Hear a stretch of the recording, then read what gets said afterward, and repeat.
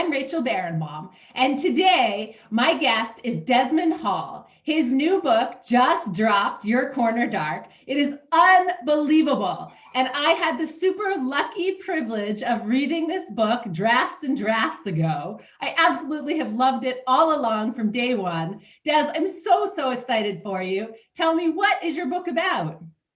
So, first, the title, Your Corner Dark, is a Jamaican phrase which means being stuck between a hard place.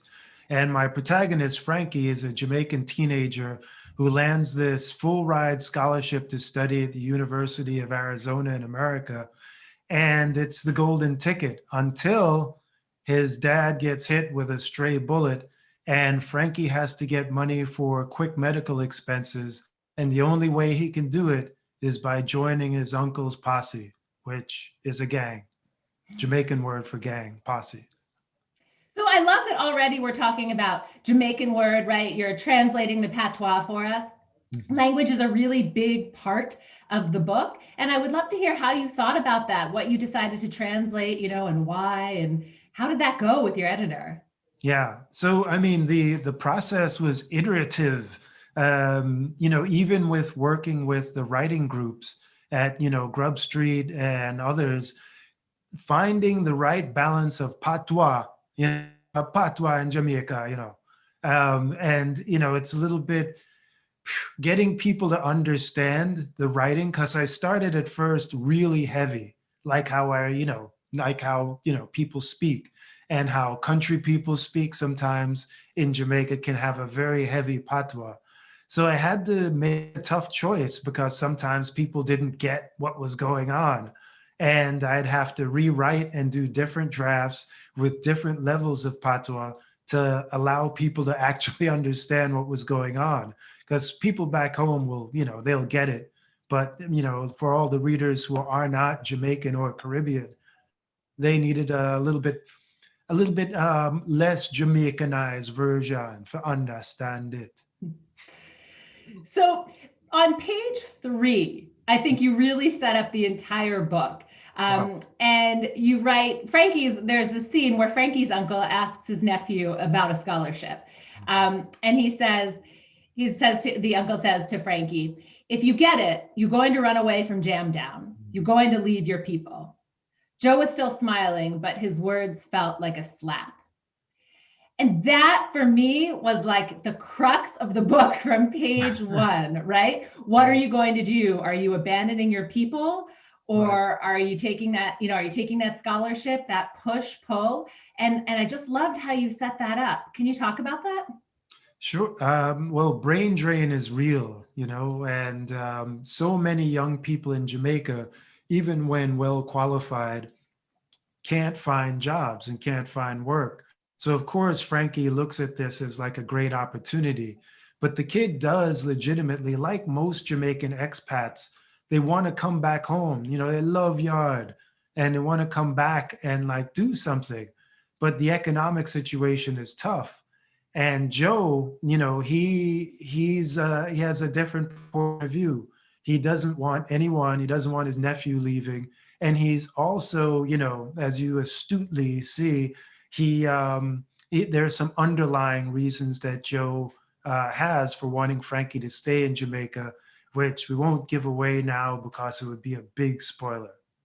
Right, we're trying to keep that away. And also, I should apologize for my horrible white American pronunciations of your words in there.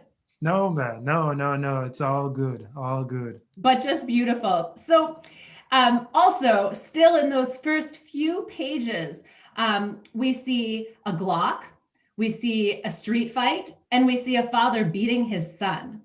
So, right from that very beginning, we know that there's violence, right?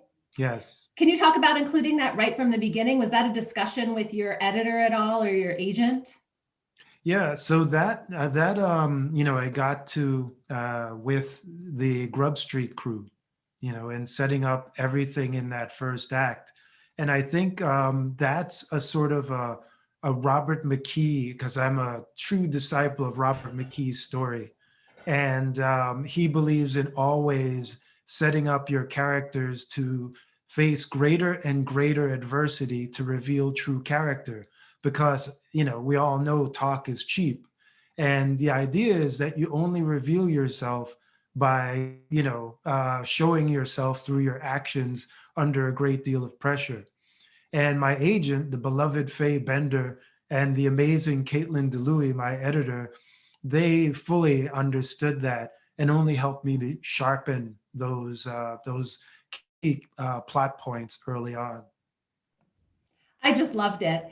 And another thing that I really love about this book is, you don't shy away from the violence. No. And there are many YA books that do. I should say this is a YA novel, and there are many that shy away from it. And I've spoken to parents and made enemies of parents, right, who don't think that their kids should be reading this kind of violence. Can you talk about why you think it's important to include it and to have teens reading about it? Well, I think I think some great writers said the very act of writing is a political act, and I think the violence being shown all serves the story. It's only when violence is gratuitous that there should be a problem with it, at least in my point of view.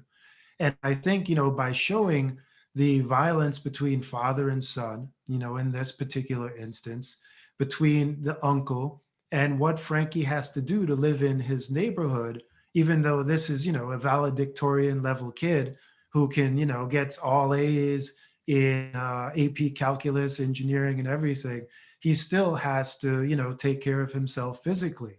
And in, that case you mentioned, he has to stick up for his friend, and that's reality in the part of Jamaica that a lot of people don't get to see. They get to see the fancy come back to Jamaica commercials, film shot for $1 million and it looks great and everything is just fine and wonderful. But there's another side where it's not, where people people often call themselves sufferers, and because of the economic system and the way the economy has gone on a debt spiral for so long, it's put them in a bind. And so I think that violence just depicts the reality. So, do you think some people are going to be afraid to talk about your book? I don't know. That's above my pay grade. I just put what I think is the truth down there on the page, and then let the chips fall where they may. So there were so many parts of this book that I loved. I feel like I keep prefacing each question with another thing that I loved. I But love that. okay, so something that really drew me to this book was the fact that this is really a coming of age story for boys, for Frankie in particular, and about friendship and his relation to family. And I've read and seen so many about YA coming of age for girls. It was such a relief to see this for boys. I look for these kinds of books for my boys. Oh, Were great. you conscious of that at all when you were writing this book? Yeah, it's interesting. I've heard it many times that, young adult is, female based. But I think, I love the idea that, or I should say the fact that, Frankie has to deal with a lot of how to define himself as a young man. A lot of questions with masculinity are answered. His father speaks out against him, telling him that he shouldn't cry at his mother's funeral, and Frankie has to deal with that. His uncle pressures him to be tough in a hyper masculine, almost overly macho way, which, this is not who that kid is. So I think it helps a lot of young boys understand that they have to define themselves for themselves, and they don't have to listen to the old school, I have to be macho viewpoint. And I also think in your Corner Dark, I put a lot of strong Jamaican women because all the Jamaican women in my life have been incredibly strong. And I should also ask for some listeners, who might not know you as well as me, can you talk about your connection to Jamaica? Can you tell us Oh, that? yeah, well, I was born there, and I was pretty much a sort of a barrel child, which is a economic term used for kids who are left by their Caribbean parents because they leave to go to the first world to make more money in 1 year or 2 years than they can in 10 years back on the island. And, I stayed with various family and friends of family. And I went back and forth. I spent some time in America and some time back in Jamaica, all before I was 11. And, it was a dizzying experience. So, sticking to the subject of, this being a violent book, this being a book that is YA for boys, right, becoming young men, what do you want your readers to take away from this book? Well, I hope they have a more nuanced version of Jamaica and understand that Jamaicans are not one monolithic group. And I think by seeing that, I think they should, and I hope that they understand that, the economy was once booming. When I was a kid, it was $2 American for $1 Jamaican. Like think about that. The economy was leading in exports in many, industries and such, but a lot of things conspired to bring the economy down. And as it did, it made it very tough on the people. And I hope that all of that is understood by reading Your Corner Dark. I know that you do a lot of work with, let's say, at-risk youth, and you work with youth centers, and that you, part of your launch, and a super impressive part, has been you raising money to buy copies to give and donate to high schools around Boston, the Boston public school system. It's amazing. I wish more authors would do that. Can you talk about your work there and how you're hoping to reach those kids, possibly with this book? Yeah, I've started to work with 826 Boston, and they work with a lot of kids around the Boston area and help them with their writing and other ways for them to sort of forward themselves. And I find that to be an absolute honor. First, the organization is wonderful, and I believe it was founded by Dave Eggers, the noted writer. And I really, really love working with them, and I feel that I have to give back because when I think about where I've come from, the mountaintops in Jamaica, and the journey that I've had, I am incredibly lucky to have arrived where I am and to continue on. So I need to pay it forward. Another organization that is near and dear to both of our hearts is Grub Street. Oh Woo! yeah.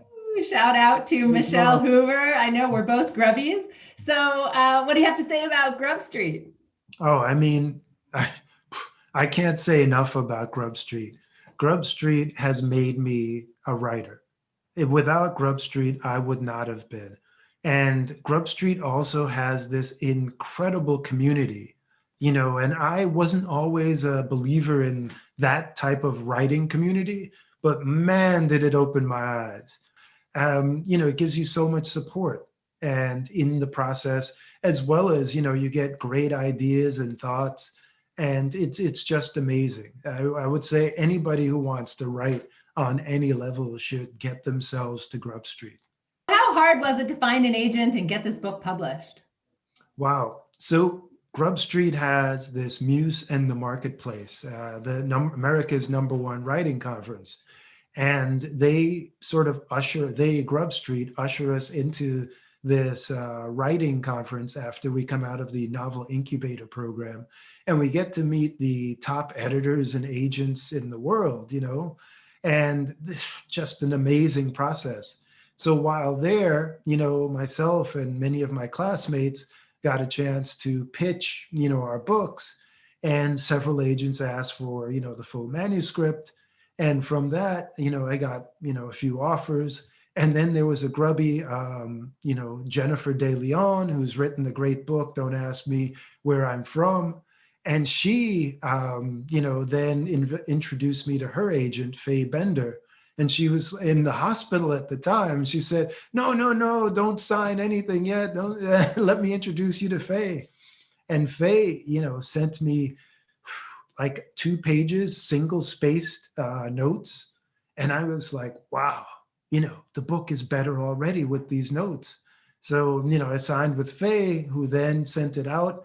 And then, several publishers got back right away, pretty much, in 2 weeks. And I had a conference call with Caitlin DeLuey at Caitlin DeLuey Books, part of Simon and Schuster. And, she made a preemptive offer, a 2-book deal. And I was like, whoa, am I the luckiest man in the world? And so, signed with her, and it's been a wonderful experience. Amazing. So Jen was also on this show for anyone who's interested. You can listen on past episodes from the archive. Amazing, amazing book. Don't ask me where I'm from. So I could talk to you all day, but I have to wrap it up. So I need to ask, what kind of advice do you have for new or aspiring writers? Oh, that's easy. One, there's some great quote again that said, where a writer said, the published writers are the ones that didn't give up. And then the second thing is, go to Grub Street. I mean that from the bottom of my heart.